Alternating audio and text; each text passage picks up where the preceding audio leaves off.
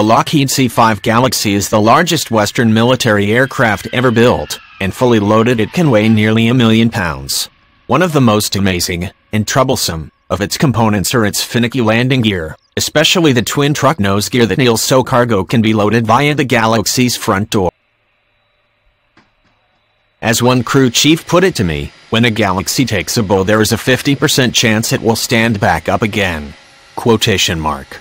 Many of the C-5's issues have supposedly been addressed in the new C-5M Super Galaxy, which has a new glass cockpit, more powerful CF6 engines, updated wiring, skin, landing gear and a host of improvements aimed at fixing the C-5's historically low reliability, along with adding wildly enhanced performance.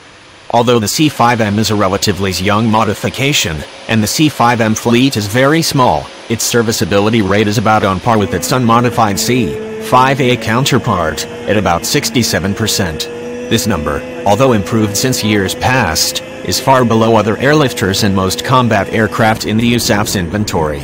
Still, if you need to get trucks and material and passengers deployed, along with everything from rescue submersibles to ICBMs, the C-5 is still the best, and sometimes the only, option to make that happen. The Lockheed C-5 Galaxy is a heavy logistics military transport aircraft designed to provide worldwide massive strategic airlift. The CONUS fleet can provide delivery of palletized, oversized and outsized cargo, as well as passengers or combat-ready troops, anywhere in the world on short notice. The aircraft can take off and land in relatively short distances and taxi on substandard surfaces during emergency operations. The C-5 also plays a limited role in the airdrop and special operations arenas. Background. In 1963, realizing that they needed a jet-powered replacement for the exhausted, turboprop-powered C-133 Cargo Master, the United States Air Force began to study very large logistic transports.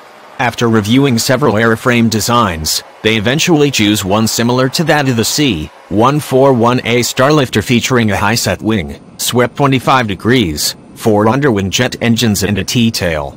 This enormous aircraft, first known as the CXHLS, Cargo Experimental Heavy Logistics System, transport, was required to carry a payload of 125,000 pounds, 56,700 kg, over a distance of 8,000 miles. 12,875 km, or twice that load over a shorter distance. It also had to be able to operate, at maximum weight capacity, from the same runway lengths and semi-prepared runways as the C-141A, 8,000 feet, 2,438 m, takeoff 4,000 feet, 1,219 m, landing. Another major requirement, and the most controversial, was the design life factor for the wing. It must survive for 30,000 flying hours. The design competition was between Boeing, which entered its initial designs for the Model 747, before it was incorporated as a commercial passenger carrier, Douglas and Lockheed, Georgia.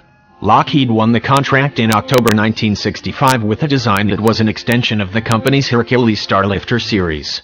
With a gross weight of 764,500 pounds, 346,771 kg, Lockheed's Model 500, later designated C-5A Galaxy, dwarfed not only other Air Force transports but also every other type of aircraft in existence.